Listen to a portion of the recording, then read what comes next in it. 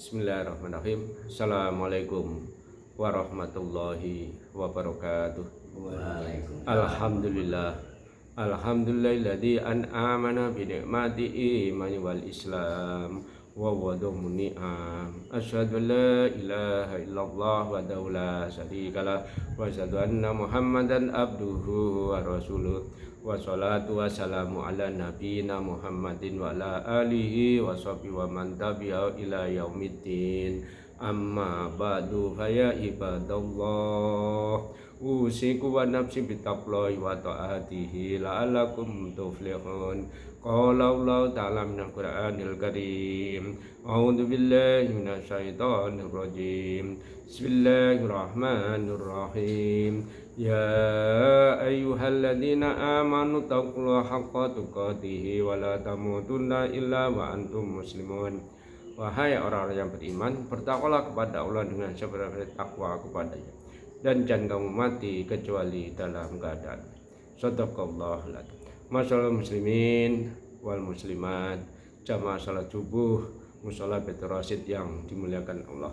Marilah kita senantiasa puji syukur kehadirat Allah Subhanahu wa taala yang telah memberi pada kita nikmat iman, nikmat Islam serta nikmat sehat sehingga kita dapat melaksanakan salat subuh berjamaah. Salat dan salam kita sampaikan pada junjungan kita Nabi besar Muhammad sallallahu alaihi wasallam, pada keluarganya, para sahabat, pada umatnya hingga akhir. Masyaallah muslimin, jamaah mushola Baitur Rasyid yang dimuliakan Allah. Pada kesempatan pagi hari ini Mauidhah Hasanah mengambil tema halal bihalal merupakan tradisi bangsa Indonesia untuk mempererat hubungan silaturahmi. Allah berfirman, Bismillahirrahmanirrahim. Ya ayyuhan nasu taqu rabbakumul ladzi khalaqakum min nafsin wahidah wa khalaqa minha zawjaha wa basa minhuma rijalan katsiran wa nisaa'an wattaqullaha tasaaluna bihi wal arham innallaha kana 'alaikum raqiba. Wahai manusia, bertakwalah kepada Allah yang telah menciptakan kamu dari diri yang satu, yaitu Adam, dan Allah menciptakan pasangannya, yaitu Siti Hawa. Dari Adam dan Siti Hawa Allah memperkembangbiakkan laki-laki dan perempuan yang banyak.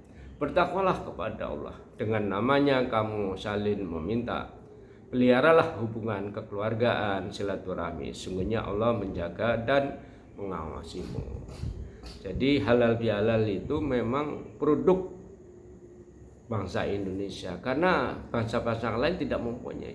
Di Mekah tidak ada halal bihalal, di kota Madinah tidak ada halal bihalal, di Mesir tidak ada halal bihalal, di Amerika tidak ada halal, di Malaysia tidak ada halal bihalal, kecuali di Indonesia, yaitu produk dari alim ulama bangsa Indonesia. Karena pada waktu itu sejarahnya itu Indonesia merdeka kan tahun 1945. Nah, kita mengusir penjajah itu, ya kan, dari berbagai anak bangsa, baik anak bangsa itu yang beragama Islam, beragama Katolik, beragama Hindu, beragama Buddha, Konghucu dan lain itu. Kita mengusir penjajah itu bisa kita usir dari bumi Indonesia berkat perjuangan anak-anak bangsa.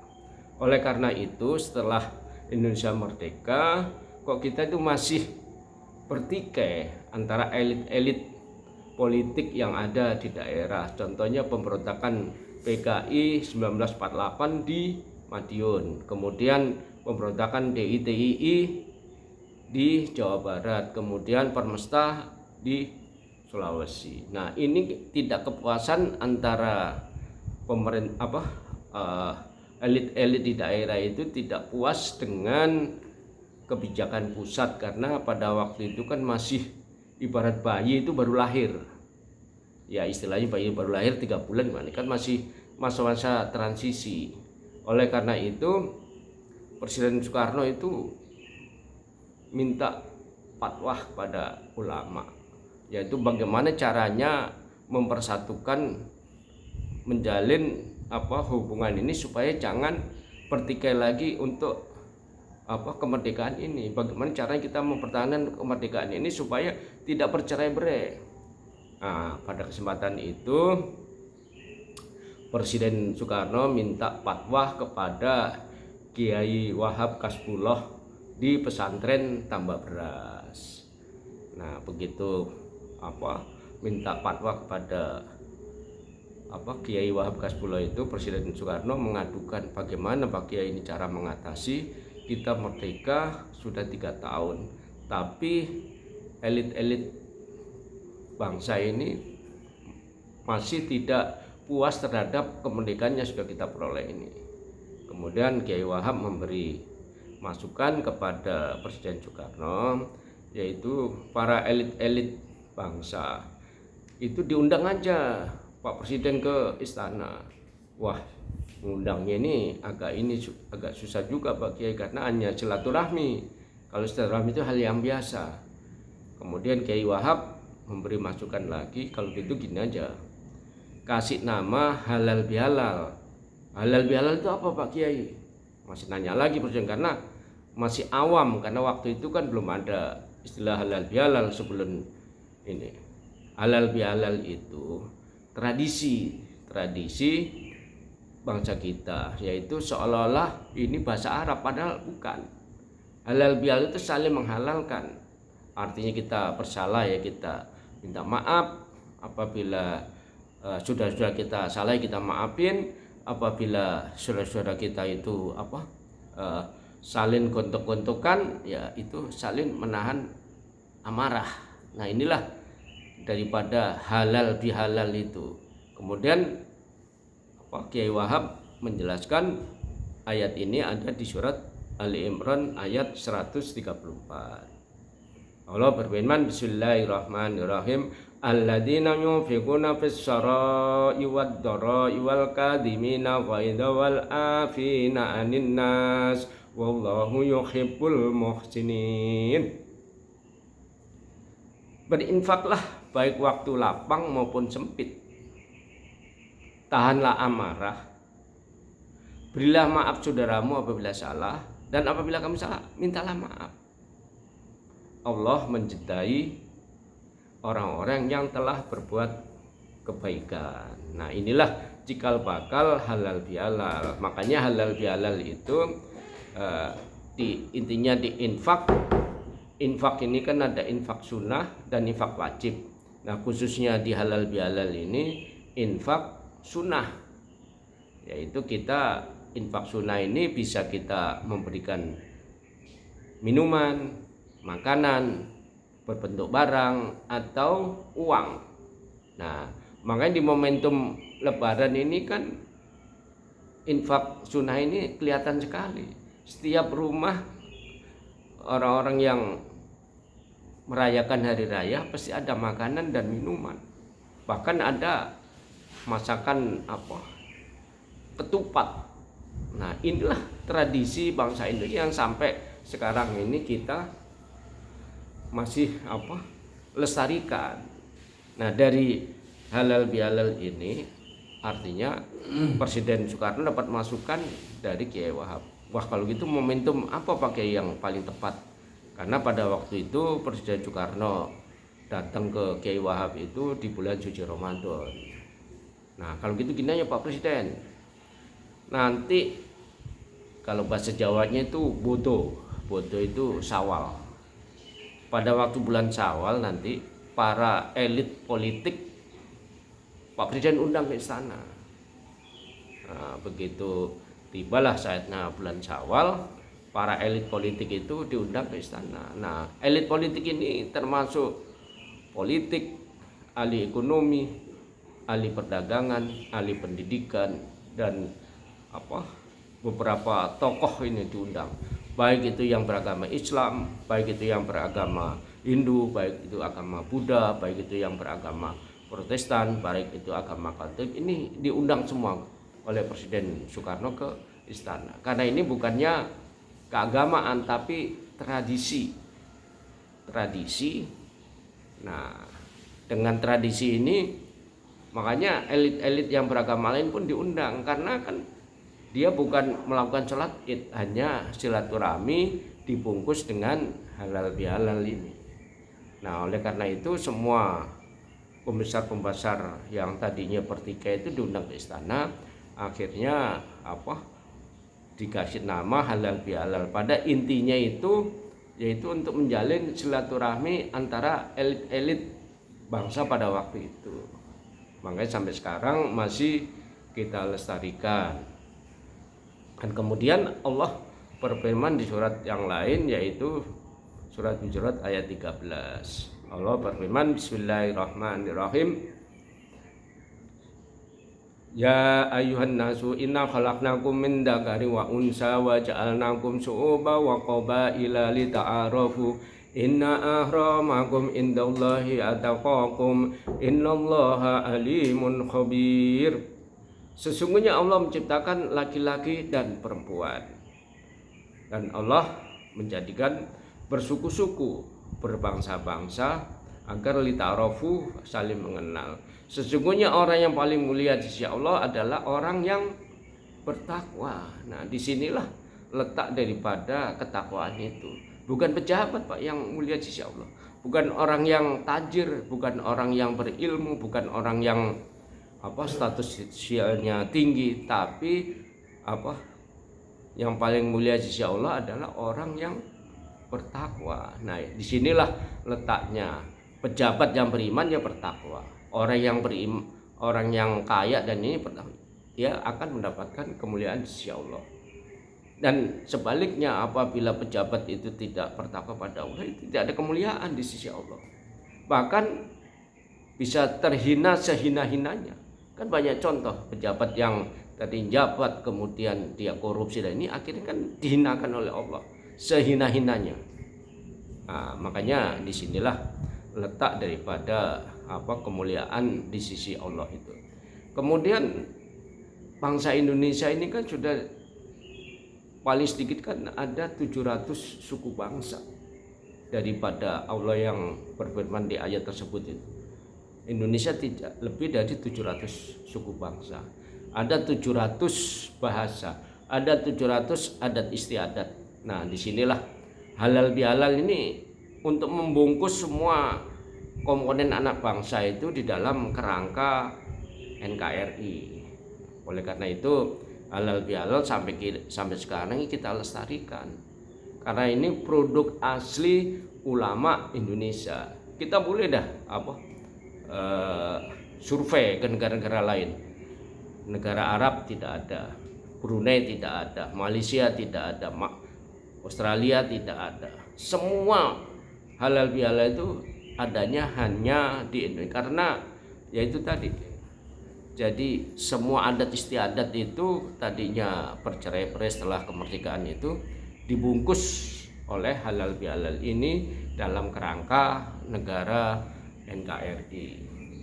Nah, dari sinilah halal bihalal itu kita lestarikan sampai sekarang. Bahkan ada tradisi lagi halal bihalal itu untuk tradisi kita pulang kampung, ya kan?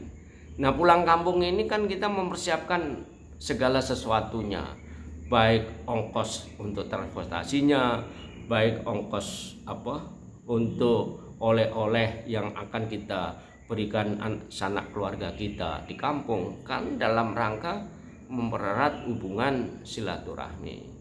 Nah, silaturahmi ini istilahnya kita pertama itu kita berbuat baik kepada kedua orang tua kita, keluarga dekat kita, para tetangga kanan kiri, para sahabat, para teman.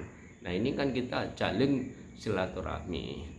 Oleh karena itu kita pulang kampung pun itu dalam rangka menjalin silaturahmi supaya erat. Karena Rasulullah bersabda kaitan dengan silaturahmi itu, Rasulullah bersabda, "Man domina li wahidatan domilahu arbaun yasilu rahimahu yuhibbu ilaihi fir rizqihi wa jadu fi adul jannatal lati wa'adahu."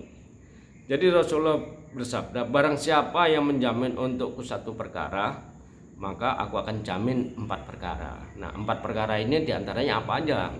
Orang yang bersilaturahmi itu pertama akan dicintai keluarganya, temannya, sahabatnya, kerabat dekatnya, ini akan dicintai dari hadis Rasulullah. Kemudian dipanjangkan umur dalam keberkahan. Jadi umur kita itu juga umur panjang kalau nggak berkah nggak ada artinya. Tapi di sini panjang umur dalam keberkahan. Kemudian yang ketiga akan diluaskan rezekinya. Nah, diluaskan rezekinya ini bukan hanya materi aja, baik nambah kesehatannya dipelihara, tambah ilmu, tambah kesehatannya dan lain. Ini kaitan dengan rezeki yang jaminan orang yang bersilaturahmi tadi.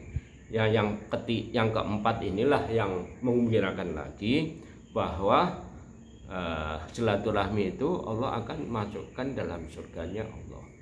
Allah berfirman, Bismillahirrahmanirrahim, wa basyiril ladina amanu wa amilus solihati kanat lahu jannatin tajri min tahtihal anhar. Surga pertama dalam Al-Quran itu ada di surat Al-Baqarah ayat 25. Jadi gembiranya yang terakhir tadi itu, yaitu bahkan orang yang bersilaturahmi Allah akan jamin untuk masuk surga. Keterangan ini melalui hadis Rasulullah, ya kan? Man dominali wa khidatan lahu arbaun yasilu rahimahu yahu ilai fir rizqihi wa jujadu fi jannat allati wa'adahu. Nah, ini hadisnya sahih nih, karena riwayatnya Bukhari, Muslim, Daud.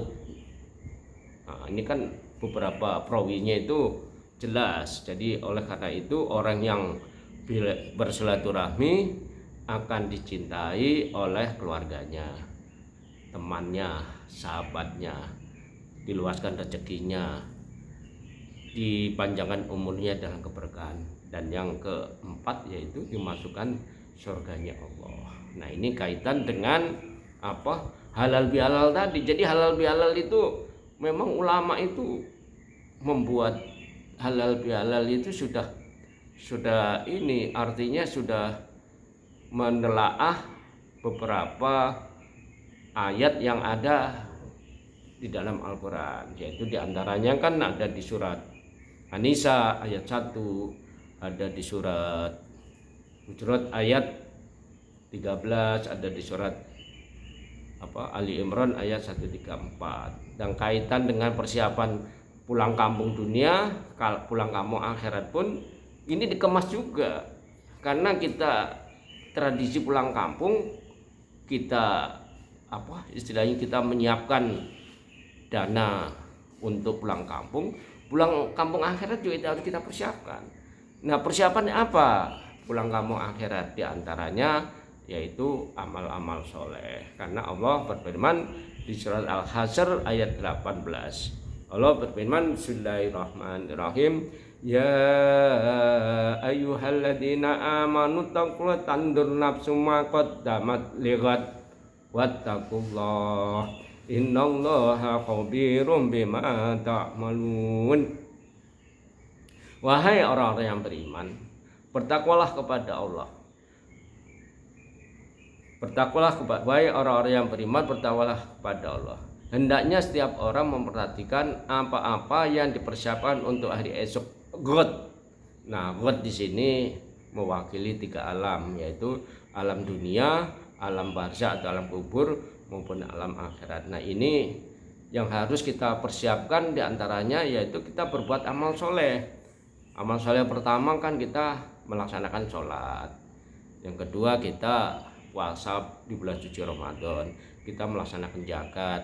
Kita melaksanakan berinteraksi dengan Al-Quran. Kita melaksanakan haji dan umrah apabila mampu. Nah, inilah bekal-bekal tradisi pulang kampung. Juga kita untuk mengingatkan kita pulang kampung akhirat pun harus punya bekal, yaitu bekalnya yaitu amal soleh. Mudah-mudahan maido hasanah yang berkenaan dengan halal bihalal dan manfaatnya. Lebih kurang mohon maaf. Subhanaka wa bihamdika asyhadu la ilaha illa anta astaghfiruka wa atubu ilaih. Rabbana atina fid dunya hasanah wa fil akhirati hasanah wa qina adzabannar. Wallahu muwaffiq thoriq. Assalamualaikum warahmatullahi wabarakatuh. Waalaikumsalam.